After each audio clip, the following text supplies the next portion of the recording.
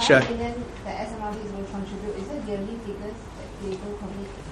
Beg pardon? I didn't hear. 5 million. Yes, it's a permanent sacrifice of revenue of 5 million. Yeah. Is it possible to know, like, roughly how many commuters actually travel currently before 7:30 It's quite difficult to Yeah. bring it down in that sense. I suppose we can always drill for it by looking at the cut as to what time those people arrive. Yeah, but the moment the additional lines open, travel patterns will change. Based on status quo. Based on status quo, they can drill it down. It will take a bit of time. Yeah. Can you get figures for me? If we really have to give an estimate, okay, of the current ridership, it will be close to about 1.5 million Million out of? dollars out of the 5 million. Out of 5 Out million. of the 5 million. If we take the status quo, we think out of 5 million, at least 1.5 around there will be spent on this. So we still have another 3.5 or slightly less than that to apply to other savings for commuters. Oh, this is in terms of value. Yes. Yeah, in terms of value.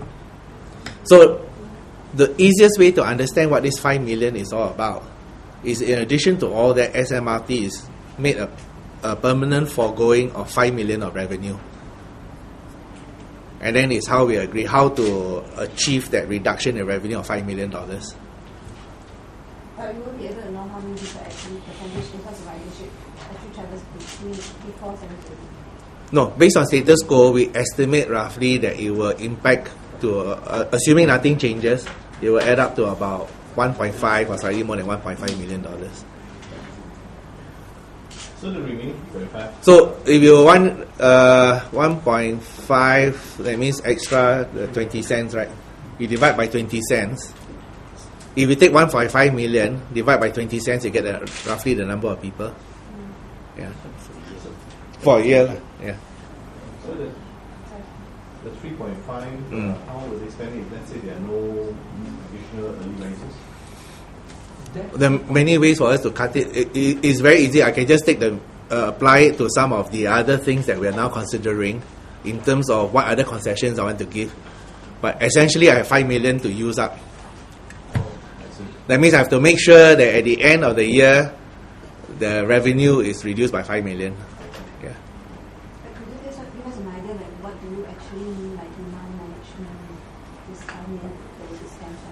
So the demand management basically is where the demand is coming and how to influence the patterns of demand. So off-peak concession is obviously one ideal situation. But since it's a permanent commitment of the 5 million, if there are no new schemes that immediately that can be effected that will change patterns from peak to off-peak, we can apply to something else. Will you apply it during the same year or will you carry? No, year on year, 5 million that we can do. Okay, like how you... Let's say, for example, the easiest way to explain to you is this. Let's say off-peak concession uses up the whole 5 million this year. And for whatever reason next year,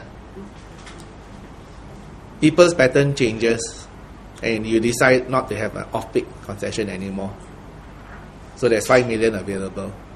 We will then think of what other concessions that we can apply this 5 million to. That means permanently we're not going to give back this $5 million to SMRT. That's what it means. Yeah. So that's the easiest way to understand that. Why only SMRT and not SPS? We're looking at the profitability and all that. So we think in addition, SMRT can and they have agreed voluntarily to make this permanent commitment of the 5 million. But if you look at all the figures, I think you'll be the first to agree with me. Comparing the modal transport, the buses are having a tough time. If you look at the returns, you look at the cost operations, well, the train is having a better time, and therefore we're quite happy that SMRT has agreed to this, that we can take 5 million from there to apply it. I would worry about thinking to take 5 million from the buses because buses really have a tough time. I can only see by their cost is going to go up. How do you attract more bus captains? How do you get more Singaporeans who want to be bus captains? which cost must go up.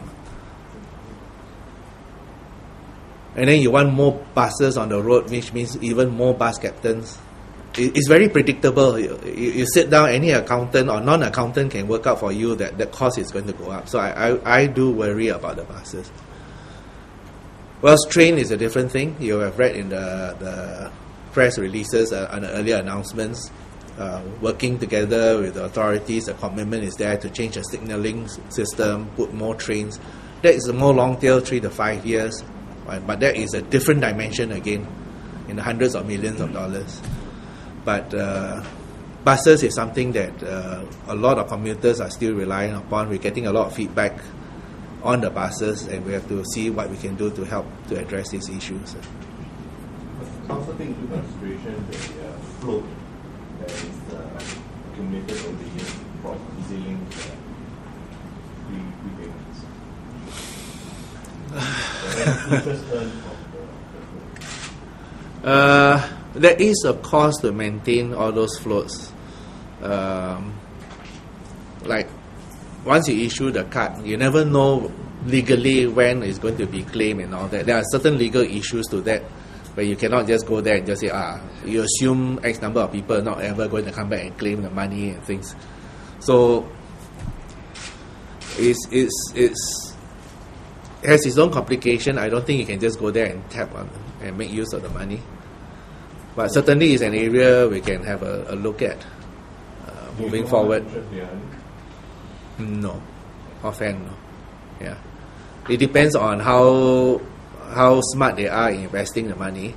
But based on current interest rates, if they put on fixed deposit interest or standard interest, there's not going to be very much of it.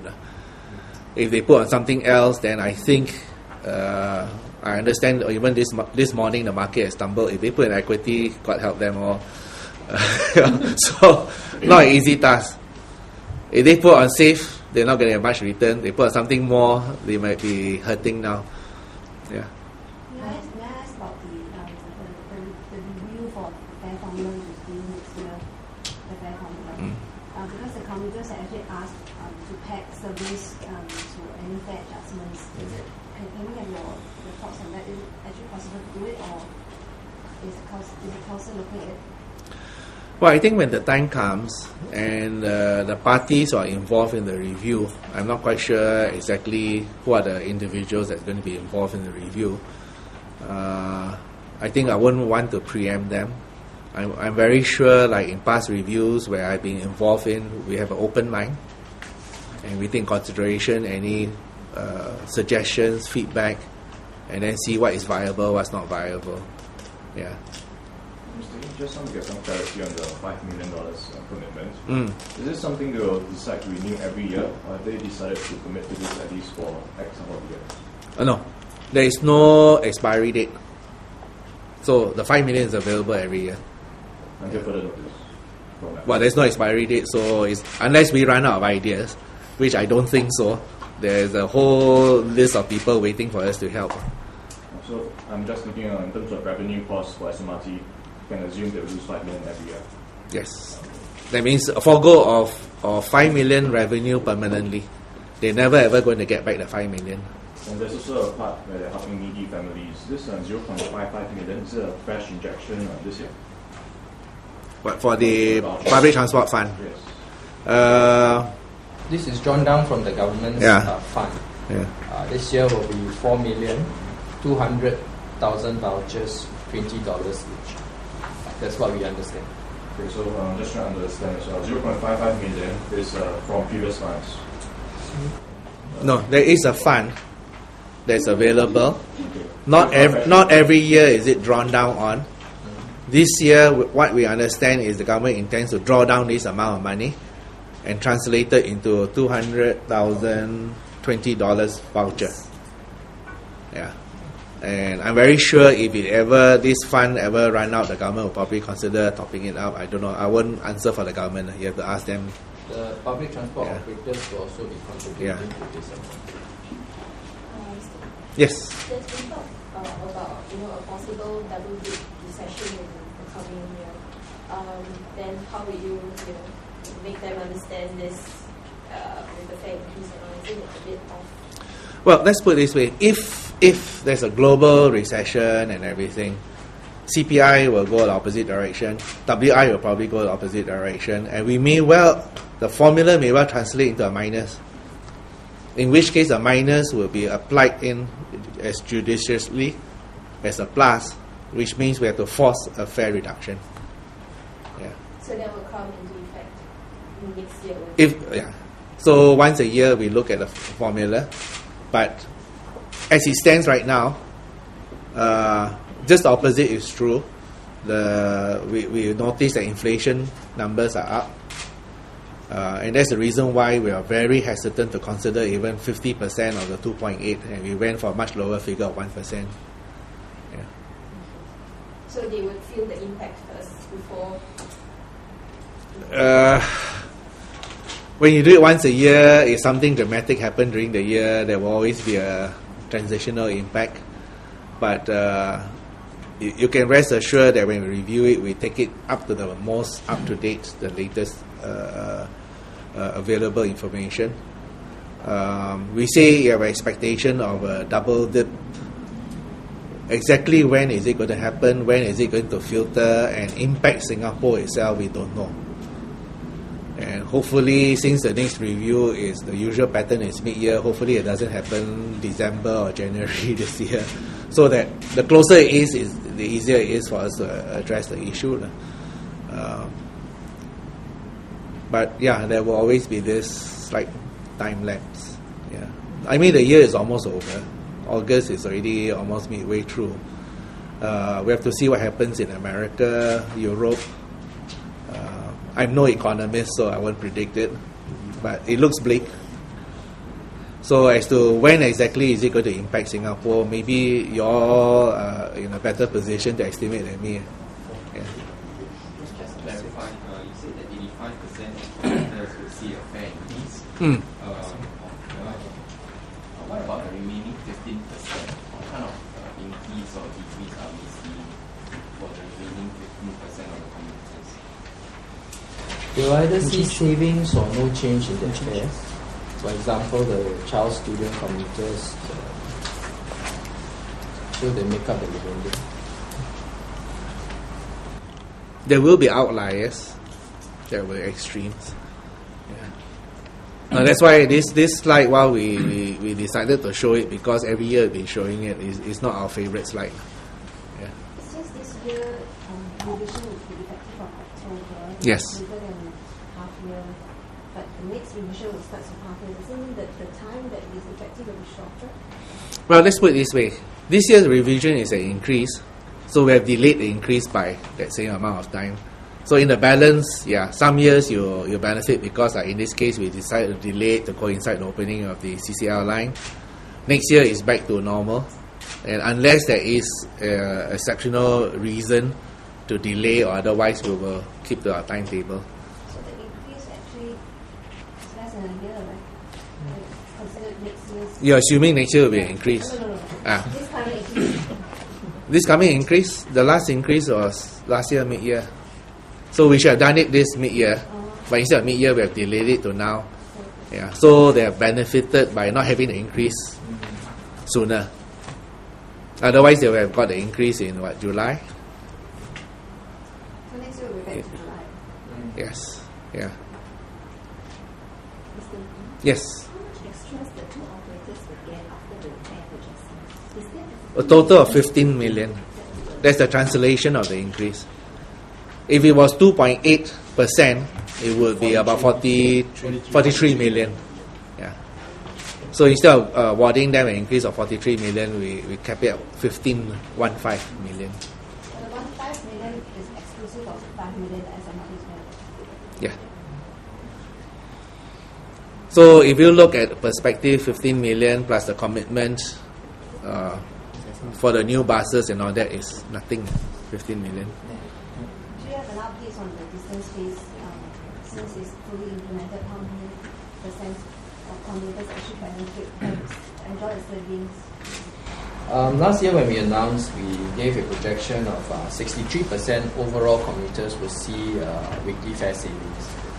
As of the latest figures, which is March this year, the overall saving, the percentage who see overall savings during the week has gone up to 71%. So this is across all groups, adult, senior citizens, child students. So it appears that commuters have learned to take advantage of distance fares and seen lower expenditure over the week for their travels. So are we seeing more transfers now? They have, yes, commuters have learned to take advantage of the system. So that's why you can see that more of them are now enjoying savings. I think also it's partly the result of improved connectivity. When commuters have more choices in designing their travel patterns, they have more options, and they will have to decide for themselves to find a balance. And already our commuters are very savvy, and they can calculate and make a choice between possibility of faster travel but maybe paying a bit more, or going a different route and doing some savings. So everyone will decide for themselves. But I think the majority, what indication is more people have really learned how to plan their journey to gain from this and get some savings. Do you have a percentage that transfers, percentage was increased? Saving? Increase in Transfers. transfers. We don't have it on hand. You see, for the $15 million for 1% increase, is that a breakdown between SMRT and SBS? How much? Generally 15. It will, again, how much it will split depends on travel again, which line people choose. Yeah. And this is in total buses, trains. So to try and do a split is really devil. You'll be really doing that. And any answer I give you, you can easily dispel it. Yeah. Is the current senior citizen also It's start 9. Yeah. To end of operation. Yeah. 9 a.m. to end of operation. On weekdays. Yeah. So a lot of the feedback you will hear from senior citizens is that you're asking me to continue working. So work definitely start before 9 o'clock, but you don't give me concession. So it seems to be a contradictory sort of statement. So therefore this year, this was opportunistic to work with the operators and just say, look, let's do it full day.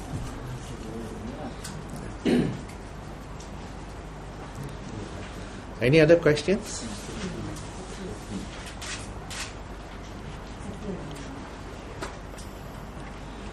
Senior citizens is 16. Yes. Yeah. Like me lah. Yes, for weekday, Saturday, Sunday, public holidays, they do that, they enjoy it. So yeah, but it's the weekdays, so they've given the weekdays. So that means the entire week now they will not enjoy it. All operation hours, yes. So the rota that we have compared with, is it the same similar companies that we have always been used to comparing? There's no change like this. Did we give a breakdown some of yeah. It's very similar. It's the same group of companies that we track. But bear in mind that what we do is we look at a range from that same group of company and we say, are you within the range or are you out of whack? So in 2007 is the best illustration point. The trains operation was way out of whack, above the spectrum given. So we say no way we can ever approve any change in the trains.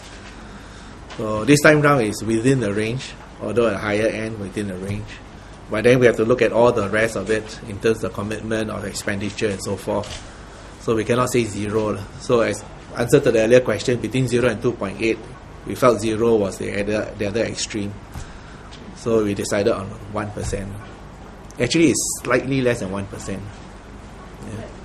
Given the current climate after the GE, is it more challenging for the council to make a decision this round? Oh, I wouldn't say that. We work and we deliberate based on principles and arguments. It'll be a sad day if we start off by worrying about the feedbacks and all that. We have to go on principle base. We cannot say, because there's so much noise out there about and complaints, therefore zero increase and don't go into the logic and the process of it, then I think we all should be sacked. So you have to go on a certain principle and really deliberate it, argue it out, and have a basis for it.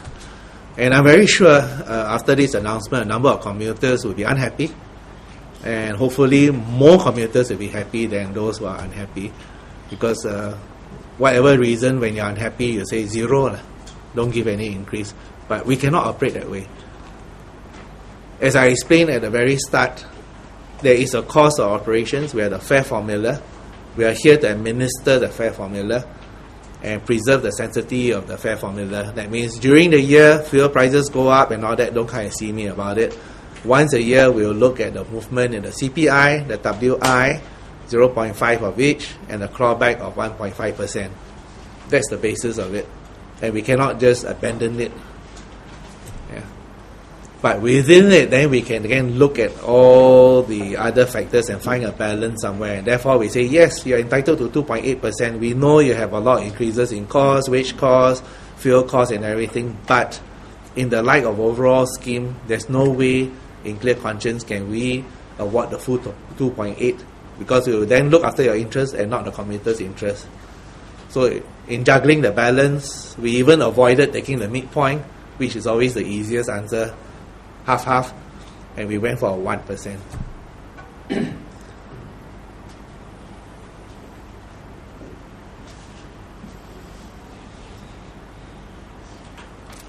Any other questions? If not, well, thanks very much. It's a bit simpler this time round than explaining all the distance fare and all that sort of things. Yeah.